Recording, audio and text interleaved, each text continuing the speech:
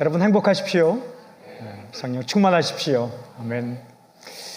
함께 읽은 마태복음 5장 21절부터 26절까지의 말씀은 예수님께서 하신 말씀입니다. 그 중요한 말씀이죠.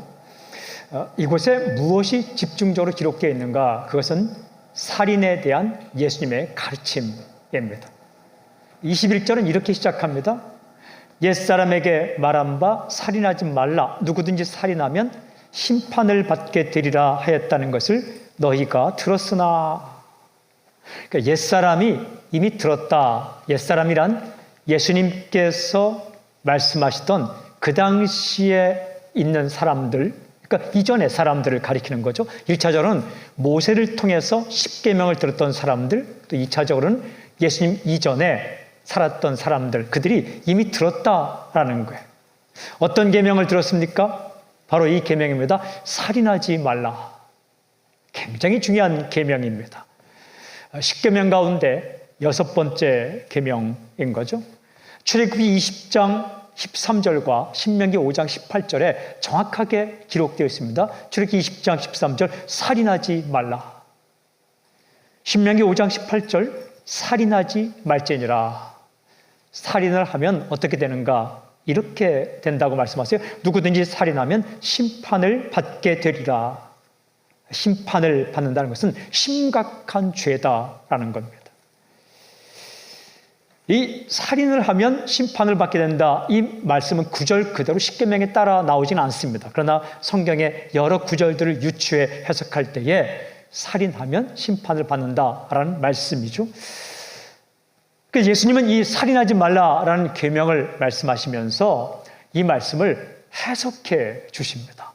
그리고 이렇게 말씀을 시작하죠. 22절부터 이렇게 시작합니다. 나는 너희에게 이르노니, 그러니까 내가 너희에게 이 살인하지 말라라는 이 계명의 본래 의미를, 근본적인 의미를 가르쳐 주겠다라는 말씀이죠.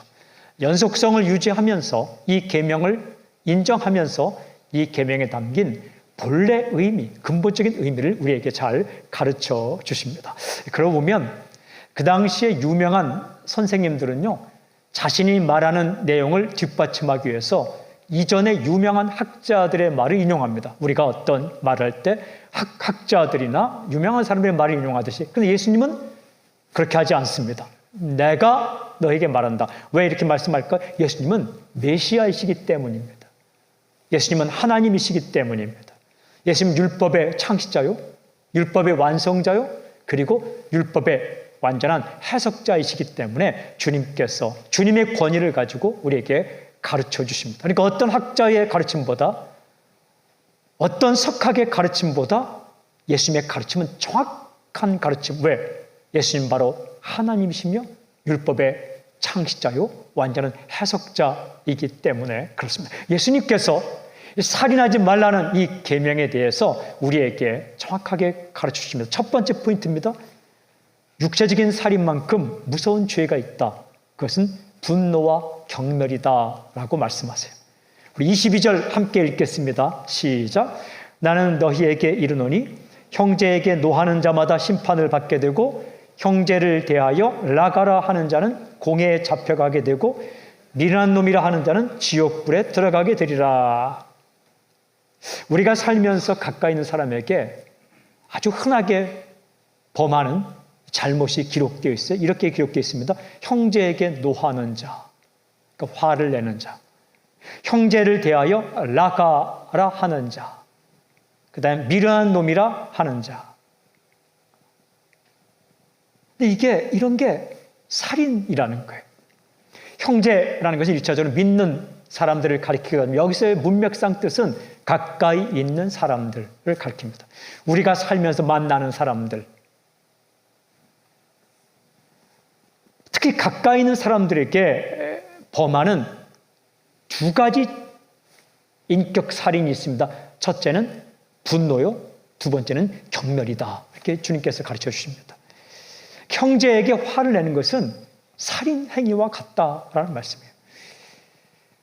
마음속의 살인입니다. 인격 살인입니다. 예수님께 이렇게 말씀하시는 거예요. 분노는 살인이다. 그저 육체적으로 사람의 목숨을 빼앗는 것, 그것 안 한 것으로 만족하지 말고 우리가 형제에게 분노하고 화를 내는 것, 이것 역시 살인이다. 사람이요, 마음속에 분노를, 어떤 대상의 분노를 품으면 그 분노는 살인의 시작점이 됩니다. 그 분노가 점점 쌓이고 눈덩이처럼 커지면 언젠가 나도 모르는 새에 걷잡을 수 없는 악한 행동을 그 사람을 향해 하게 되는 거죠. 분노의 대상이 된 사람은 심한 타격을 받습니다. 아울러서 분노하는 본인도 망가지게 되는 거죠. 이 분노라는 것이 자신을 죽이고 상대방을 죽이는 무서운 겁니다. 이 분노와 더불어 다른 사람의 인생을 망가뜨리는 무서운 공격이 있다. 그것은 바로 경멸입니다. 무시하는 거예요. 가까이 있는 사람을 업신여기는 것, 멸시하는 것, 상대방의 인격을 하찮게 여기는 것, 그 대표적인 것이 욕입니다. 욕하는 것이죠. 성경에 예수께서 언급한 대표적인 두 가지 욕이 있습니다. 첫 번째 욕은 라가는 아람어 라카를 그냥 번역한 건데요. 이 뜻이 뭐냐 하면 바보, 멍청이, 돌대가리 이런 의미입니다. 우리나라에서 많이 사용하는 욕입니다. 이 욕이라는 것이 세계 만국 공통어인 것 같아요. 머리가 나쁘다, 바보 같다, 멍청하다, 이런 욕. 두 번째 욕은 미련한 놈, 이거 모래라고 되어 있는데, 이게 모래는 미련하다, 어리석다, 뭘 모른다 이런 의미입니다. 뭘 모르는 놈, 그것도 모르는 놈, 바보 같은 놈, 이런 욕입니다. 예수님 이렇게 말씀하시는 거예요. 경멸은 살입니다. 가치 있는 사람을 무시하는 것, 이것은 그리 큰 죄가 아닌 것처럼 생각될지 모르겠지만 이런 말과 행동은 엄청난 범죄다. 사람을 죽인다라고 말씀하십니다. 상대방을 죽이지만 욕하는 자기 자신도 망가뜨리는 거예요. 해서는 안 되는 행동이라고 주님께서 말씀하십니다. 무시하는 것은 인격 살인이다. 나이를 거들먹거리면서 경력을 말하면서 그리고 자신의 능력과 자신의 지식을 논하면서 다른 사람을 무시하고 업신여기는 것은 인격 살인과 같다라고 주께서 말씀하세요. 그러니까 분노하는 사람, 경멸하는 사람은 심판을 받게 될 것이다 라고 주께서 말씀하십니다. 심지어는 아주 강하게 지옥불에 들어가게 될 것이다 라고 말씀하십니다. 이게 무슨 뜻입니까? 하나님께서 싫어하는 행동이다 라는 거예요. 본래 지옥불이라는 것은 정확히 번역하면 흰남의 골짜기라는 의미예요. 흰남. 그러니까 흰남이라는 골짜기. 거기는 몰렉 이방신에게 사람들이 자기 자녀를 불에 태워 드리는, 제사를 드리는, 우상을 섬기는 거죠. 사람들이 싫어하는 곳입니다.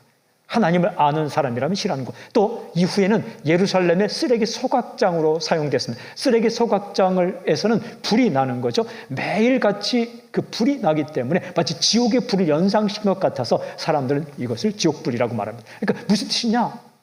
하나님께서 싫어하시는 것, 하나님의 심판을 받게 될 것이다. 이 다른 사람을 향해 분노한다는 것은 살인의 시작점이 될 수 있다. 다른 사람을 무시하는 것은, 경멸하는 것은 역시 살인의 시작점이 될 수 있다. 세계의 역사를 이렇게 살펴보면 어떤 종족이나 어떤 민족을 향해 대학살극이 일어난 경우가 여럿 있습니다. 특별히 가까운 시대에 나치 정권이 그렇게 했죠. 그 밑바닥에 무엇이 있는가? 인종주의가 있어요. 우리의 인종은 우월하고 다른 인종은 열등하다라는 이런 종족의 사람들은 이렇게 없어져도 된다라는 무서운 경멸이 있는 거예요. 그 밑바닥에. 그 씨앗이 자라나서 집단 대학살을 범행, 자행하기도 합니다. 중요한 질문이 있어요. 이 분노와 경멸의 밑바닥에는 무엇이 있을까? 교만이 있습니다. 내가 너보다 낫다라는 교만함이 있는 거예요. 너 그것밖에 안 되냐? 라는 상대방을 무시하고 깔보는 교만이 밑바닥에 있습니다. 무서운 겁니다. 그러므로 이 분노와 경멸을 이길 수 있는 길이 무엇인가? 해답은 겸손입니다. 온유함이에요. 우리가 어떻게 이 인격살인과 같은 분노의 문제를 해결할 수 있을까? 어떻게 우리가 은연중에 찾아오는 다른 사람을 향한 무시와 경멸, 주님께서 인격살인이라고 말하는 이 경멸을 해결할 수 있을까? 그것은 겸손함밖에 없어요. 날마다 주님의 십자가 앞에 엎드리십시오. 날마다 하나님 앞에 엎드리십시오. 나 자신도 한없이 부족한 사람이라는 것을 날마다 깨닫는 겸손이 있을 때 분노의 문제와 경멸의 지뢰를 제거할 수 있는 겁니다. 내가 주님 앞에 엎드려서 나 자신도 완전하지 않다는 사실을 아는 것, 그리고 주님 앞에 엎드렸을 때 내 곁에 있는 사람들은 주님께서 십자가에 피를 흘려서 구원하길 원했던 소중한 존재라는 사실을 깨달아 알 때에 우리가 이 분노와 경멸의 문제를 해결할 수 있게 됩니다. 어떻게? 분노가 아니라 용납할 수 있게 됩니다. 있는 모습 그대로, 부족하면 부족한 모습 그대로 용납하는 거죠. 주님께서 나를 용납해 주신 것처럼, 나를 내 모습, 이 모습 그대로 용납해 주신 것처럼 분노가 아니라 용납할 수 있는 거예요. 그리고 경멸이 아니라 존중할 수 있게 되는 겁니다. 주님이 나를 존중해 주셨기 때문에 너 그것밖에 안 되나? 라고 말씀하지 않고 그냥 있는 모습 그대로 존중하셨기 때문에 나도 내 가까이 있는 사람을 존중할 수 있게 됩니다. 분노가 아니라 용납, 경멸이 아니라 존중. 그 밑바닥에 무엇이 있는가? 밑바닥엔 겸손함이 있습니다. 교만은 사람을 죽이고 겸손이 사람을 살리는 거예요. 예수님 분명히 말씀하셨어요. 분노와 경멸 자체가 살인행위다. 여러분, 그 대상이 된 사람은 얼마나 마음이 깨어집니까? 산산조각 납니다. 우리가 내 자신이 누군가의 화를 내면 그 대상의 마음은 깨어지는 거예요. 죽는 겁니다. 이유를 불문하고 특별한 이유가 알지 못하더라도 화를 내면 그 화를 낸 대상 자체는, 대상의 마음은 깨어지는 거예요. 무시를 당하면 마음이 산산조각이 납니다. 그럼 어떻게 됩니까? 관계가 깨어집니다. 관계가 부서지는 거예요. 30년, 40년 쌓아왔던 좋은 관계가, 그렇게 좋았던 관계가 분노 때문에, 무시당한 것 때문에 깨어지게 되는 거죠. 사랑하는 여러분, 우리가 주님 앞에 날마다 서야 돼요. 내 마음속에 있는 분노를 없애달라고 주 앞에 기도해야 돼요. 용납하는 마음을 달라고 주님 앞에 기도해야 돼요. 과연 분노가 아니라 온유함으로 겸손함으로 이 땅에서 승부할 수 있을까? 분노라는 무기를 가지고 다가오는 이 세상 속에서 온유와 겸손과 용납으로 과연 싸울 수 있을 것일까? 예, 여러분, 사람의 마음을 얻고 관계를 회복하고 사람을 살리는 가장 강력한 무기가 온유함입니다. 성내는 것이 의를 이루지 못한다. 화내서 될 일이 없다라는 거예요. 오히려 온유함이 땅을 차지하고 온유함이 사람을 얻고 온유함이 사람을 살리는 거죠. 가장 강력한 무기가 온유와 겸손이라는 사실. 기도해야 돼요. 하나님, 내 마음속에 있는 분노가 사라지게 하시고 씻어주시고 온유함과 겸손함으로 용납함으로 채우십시오. 그리고 내 마음속에 은연중에 찾아와 있던 다른 사람을 향한 무시의 말과 경멸의 말, 나도 모르게 쏟아져 나오는 무시하고 경멸하고 업신여기고 보잘것없게 여기는 이 말이 사라지게 해주시고 존중하고 세워주고 용기를 주는 말을 나에게 주십시오. 기도해야 된다는 거예요. 그런데 이 살인하지 말라라는 이 계명과 관련된 중요한 질문이 있어요. 우리가 살다가 나도 모르게 또한 실수로 분노하고 경멸함으로 다른 사람의 관계가 깨어졌을 때 어떻게 할 것인가? 라는 질문이에요. 두 번째 포인트입니다. 주께서 이렇게 말씀하십니다. 깨어진 관계를 회복하고 친하게 지내라 라는 말씀이에요. 이 23절부터 26절까지 길게 이 말씀이 기록되어 있습니다. 제가 이 말씀을 읽겠습니다. 23절부터 26절까지. 그러므로 예물을 제단에 드리려다가 거기서 네 형제에게 원망 들을 만한 일이 있는 것이 생각나거든 예물을 제단 앞에 두고 먼저 가서 형제와 화목하고 그에 와서 예물을 드리라. 너를 고발하는 자와 함께 길에 있을 때 급히 사화하라. 그 고발하는 자가 너를 재판관에게 내어주고 재판관이 옥리에게 내어주어 옥에 가둘까 염려하라. 진실로 내게 이르노니 내가 한 푼이라도 남김이 없이 다 갚기 전에는 결코 거기서 나오지 못하리라. 방금 읽은 말씀은 분노와 경멸로 인해 관계가 깨어졌을 때 어떻게 할 것인가에 대해 예수님께서 가르치신 말씀입니다. 핵심이 이렇게 되어 있어요. 형제와 화목하고 24절. 급히 사화하라 25절. 화목이라는 것은 좋은 관계예요. 형제와 좋은 관계를 회복하라. 그리고 사화라는 것은 친하게 지내다라는 의미입니다. 친하게 지내는 길을 열어라. 맨 끝에 한 푼이라도라는 말이 있죠. 한 푼은 굉장히 적은 돈의 단위예요. 이 작은 돈에 아주 작은 돈에 한 입, 동전 한 입. 뭐예요? 아주 작은 문제까지라도 해결하라. 이까지 문제 해결하지 않았다고 무슨 일이 일어나겠어? 무슨 일이 일어날 수 있다는 거예요. 작은 말 한마디로 경멸하고 무시한 것 때문에 관계가 깨어지면 무슨 일이 일어날지 모른다는 거예요. 한 푼이라도, 한 입이라도 그런 것이 있을 때는 해결하고 화목하게 지내라.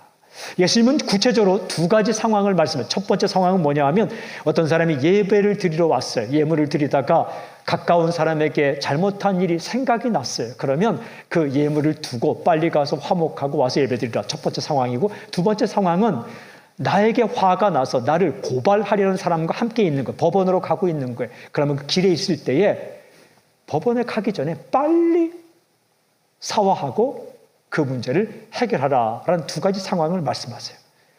두 가지가 좀 다른 것 같지만 핵심은 똑같습니다. 바로 이 명령입니다. 깨어진 관계를 회복하고 친하게 지내라라는 말씀이에요. 중요한 질문이 있어요. 깨어진 관계를 회복하고 친하게 지내기 위해서는 구체적으로 어떻게 하란 말인가? 도대체 우리가 어떻게 하란 말인가? 예수님께서 세 가지의 구체적인 방법을 우리에게 제시합니다. 첫 번째입니다. 내가 먼저 찾아가라. 내가 먼저 찾아가라. 이렇게 말씀하십니다. 내 형제에게 원망 들을 만한 일이 있는 것이 생각나거든. 가서 형제와 화목하고. 2인칭 명령에 네가 가서 화목하라. 여러분, 생각나면 생각난 사람이 먼저 찾아가는 겁니다. 네가 찾아오면 나도 그냥 받아주지 라고 생각하는 게 아니에요. 당신이 먼저 찾아가라고 말씀하십니다. 내가 하면 나도 하지 그렇게 생각하지 말아요. 당신이 먼저 말을 거십시오. 먼저 말을 걸어요. 먼저 찾아가십시오. 먼저 연락하십시오.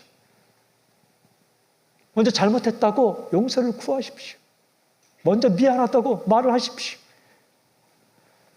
먼저 손을 내미십시오. 먼저가 영성입니다. 이 먼저가 깊은 영성이에요. 예수님께서 우리를 사랑하실 때 어떻게? 먼저 우리를 사랑하셨다. 요한일서에서 말씀하십니다. 그가 먼저 우리를 사랑하셨습니다. 이게 주님의 사랑법이에요. 먼저가 깊은 영성입니다. 대단한 말을 하고 엄청난 말을 하는 게 영성이 아니라 잘못한 것이 생각났을 때 상대방이 내게 오기를 기다리지만 말고 내가 먼저 손을 내미는 것, 그게 화해의 첫걸음이다라는 거예요. 나이 따지지 말고, 크고 작은 것 따지지 말고, 생각났으면 내가 먼저 화해를 시작하라. 이게 용기입니다. 진짜 용기예요. 담대함이에요. 네가 하면 나도 하지. 이 비겁함이에요. 비겁함. 가까운 사람과 살아갈 때에 비겁하지 말고 용기 있게 내가 먼저 화해를 청하라 라는 거예요. 깊은 형성이에요. 이 진짜 크리스찬이에요. 두 번째는 미루지 말고 바로 화해하라 라는 말씀이에요. 이렇게 말씀하십니다. 생각나거든 예물을 제단 앞에 두고 먼저 가서 형제와 화목하고 그 후에 와서 예물을 드리라. 예물을 드린다라는 것은 예배를 가리키는 거예요. 예배를 드리다가 원망들을 많은 일이 생각나거든 빨리 찾아가라. 형제와 화목하고 나서 그 후에 예배를 드려도 괜찮다. 굉장히 중요한 단어가 나옵니다. 먼저라는 먼저. 이 말은 무슨 뜻입니까? 다음으로 미루지 말고 네가 먼저 가는데 그걸 다음으로 미루지 말고 지금 당장 바로 그 즉시 생각나면 다음으로 미루지 말고 그 즉시 찾아가서 화해하라 라는 거예요. 여러분 예배만큼 중요한 것이 어디 있습니까? 하나님의 백성에게 하나님의 사람에게 예배만큼 중요한 게 어디 있어요? 그러나 그 예배를 드리다가도 원망 들을 만한 일, 미안한 일, 분노와 경멸로 인해서 내 가까운 사람의 마음을 아프게 한 일이 생각나거든 미루지 말고 빨리 찾아가라. 이 정도 지금 메시지를 들으면 튀어나가는 사람이 있어야 돼요. 휴대폰을 들고 복도로 나가는 사람이 있어야 돼요. 또 이렇게 말씀하세요. 너를 고발하는 자와 함께 길에 있을 때에 급히 사화하라. 이제 상황이 조금 바뀌지만 핵심 주제는 바로 연결됩니다. 화목하라는 거예요. 사회시키느라. 고발하는 자라는 것은 나에게 실망해서 나에게 분노해서 나를 고발하려는 자를 말합니다. 이 돈 문제든지 언어의 문제라든지 나를 고발하려는 자와 함께 있을 때 이거 굉장히 힘든 겁니다. 그런데 바꾸어 생각하면 아직 기회가 있는 겁니다. 고발한 상태가 아니라 고발하려는 자와 함께 있다는 것은 힘들고 어렵고 마음 정말 어떻게 행할지 모르는 거지만 아직 기회가 있는 거예요. 그때 풀어야 된다는 거예요. 기회가 지나가기 전에, 때가 지나가기 전에, 더 문제가 심각해지기 전에 내가 미안하다고 말할 수 있고 풀자고 말할 수 있는 대상이 아직 남아있을 때에 그가 세상을 떠나거나 아니면 그의 분노가 크게 치달아서 다른 행동을 하기 이전에 그 전에 풀어라. 중요한 표현이 나오죠. 급히. 이것만큼 급한 일 없다. 이것만큼 급한 일 없다. 무슨 말씀입니까? 다음으로 미루지 말고 머뭇거리지 말고 우물쭈물하지 말고 기회가 있을 때 화해하라 라는 말씀이에요. 화해 안 하면 어떻게 됩니까? 주께서 이렇게 말씀하셨어요. 그 고발하는 자가 너를 재판관에게 내어주고 재판관이 옥리에게 내어주고 옥에 가둘까 염려하라. 내가 한 푼이라도 남김이 없이 다 갚기 전에는 결코 거기서 나오지 못하리라. 무슨 말씀이에요? 일이 커지고 만다라는 거예요. 호미로 막아야 될 것 가르로도 못 막는다. 이 말이에요. 말로 풀어야 될 것 더 이상 말로 풀 수 없는 단계까지 온다.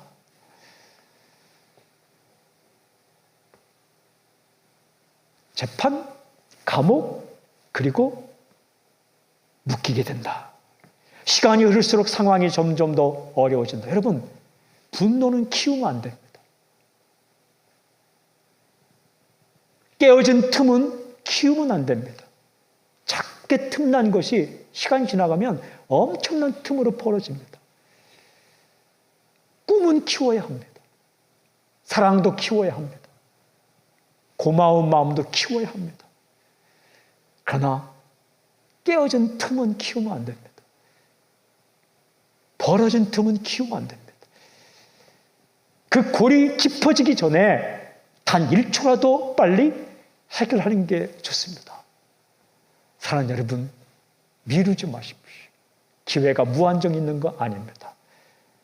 사랑하는 사람이, 가까운 사람이 아직도 곁에 있을 때에, 내가 미안하다 말할 수 있을 때에 그때 하라라고 주께서 말씀하십니다. 마지막 세 번째 구체적인 행동 강령이 예배의 무릎을 꿇어라 라는 거예요. 예수님께서 하신 말씀 가운데 중요한 구절이 있죠. 이렇게 말씀하십니다. 내 형제에게 원망 들을 만한 일이 있는 것이 생각나거든. 그러니까 형제에게 원망 들을 만한 일, 나의 실수로 말미암아, 나의 잘못을 말미암아, 나의 이 분노와 경멸로 인해서 상대방의 마음이 무너지고 깨어진 것이 생각나거든. 여러분, 이게 생각나는 게 복입니다. 이런 일이 생각나는 게 은혜입니다. 생각이 나야 합니다. 병은요, 진찰을 받아서 병의 원인과 상태가 딱 발견되는 게 이게 치료의 시작점입니다. 치료의 시작점이에요. 마찬가지입니다. 마찬가지예요. 내가 잘못한 일, 원망 들을 만한 일, 분노와 경멸로 인해서 깨어진 관계가 생각나는 게 화해의 시작점입니다. 이때부터 시작되는 거예요. 생각나는 게 은혜예요. 그런데 이 구절 앞에 굉장히 중요한 구절, 이런 구절이 있습니다. 예물을 제단에 드리려다가 거기서. 예물, 도론이란 말은 예배와 관계된 말입니다. 제단, 투시아스테리온, 이게 예배와 관계된 말입니다. 드리다, 프로스페레인, 이게 예배와 관계된 말입니다. 그러니까 아주 중요한 행동, 예배 행동입니다. 그러니까 예배를 드리다가 생각이 났다는 거예요. 사랑하는 여러분, 아무 생각 없이 그냥 살다 보면 내가 뭘 잘못했는지, 나의 언행이 무엇이 잘못인지 모릅니다. 그러나 하나님 앞에 서면, 하나님의 빛 앞에 서면, 하나님의 말씀 앞에 서면 말씀이 내 삶을 스캔하고 하나님의 빛 앞에 서면 나의 잘못을 깨닫게 됩니다. 신기하게 예배 자리에 오면 기도의 무릎을 꿇고 말씀의 무릎을 꿇고 예배의 무릎을 꿇으면 나의 잘못된 삶들이 보이기 시작하는 거예요. 고쳐야 할 부분들, 잘못된 행동들이 생각이 납니다. 그래서 여러분, 날마다 예배의 자리로 나아가십시오. 아무리 삶이 바빠도 예배, 말씀 앞에, 기도의 무릎, 주님 앞에, 하나님 앞에 엎드리십시오. 주님 앞에 엎드리면 두 가지를 발견하게 됩니다. 첫째는 나의 부족함.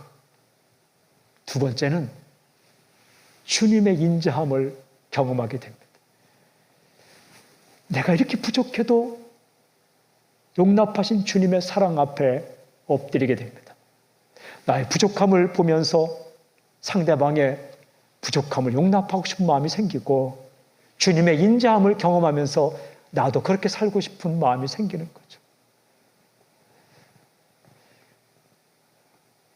그저 그렇게 살아가지 말고 날마다 하나님 앞에 엎드리는 시간을 확보하십시오. 다른 핑계 대지 말고 주님 앞에 엎드리는 1대1로 단독자로 주 앞에 서는 그런 시간을 가질 수 있기를 바랍니다. 그때 생각이 나면 나의 분노로 말미암아, 나의 무시하는 말로 말미암아 상처를 주었고 힘들게 했던 것이 생각이 나면 기다리지 말고 당신이 먼저 찾아가십시오. 그리고 미루지 말고 다음 기회로 넘기지 말고 빨리 급히 용서를 구하십시오. 그러면 삽니다. 사랑하는 여러분, 분노와 경멸로 말미암아 마음이 깨어지면 그건 죽음과 같다. 사는 게 아니다. 그리고 분노와 경멸을 그냥 내버려 두고 키우면 언젠가 살인과 같은 엄청난 범죄로 이어질 수 있다. 그 밑바닥에 교만이 있는데 교만은 사람을 죽이는 거고 망하게 하는 거죠. 날마다 엎드리십시오. 이렇게 기도하십시오. 하나님, 분노가 아니라 용납의 마음을 주십시오. 하나님, 경멸이 아니라 존중하는 마음을 주십시오. 그리고 관계가 깨어졌을 때 나의 잘못이 무엇인지 알게 해주십시오. 생각나게 해주십시오. 그리고 내가 먼저 용기 있게, 담대하게, 그리고 미루지 말고 찾아가서 관계가 회복되는 화해 역사가 일어나는 그런 사건이 있게 해주십시오. 저는 당신의 인생을 선포하고 축복합니다. 당신과 가족 사이에, 혹은 당신과 친척 사이에, 당신과 친구 사이에, 당신과 성도 사이에, 당신과 누군가 사이에 틈이 벌어진 것이 있다면 오늘 주 앞에 엎드려 말미암아 생각나고 화해에 용기 있는 행동을 할 때 회복되는, 살아나는, 죽지 않고 살아나는 놀라운 사건이 일어날지어다. 할렐루야. 그렇게 행하실 주님을 찬양합니다. 우리 주님을 높여드립니다. 아멘. 아멘.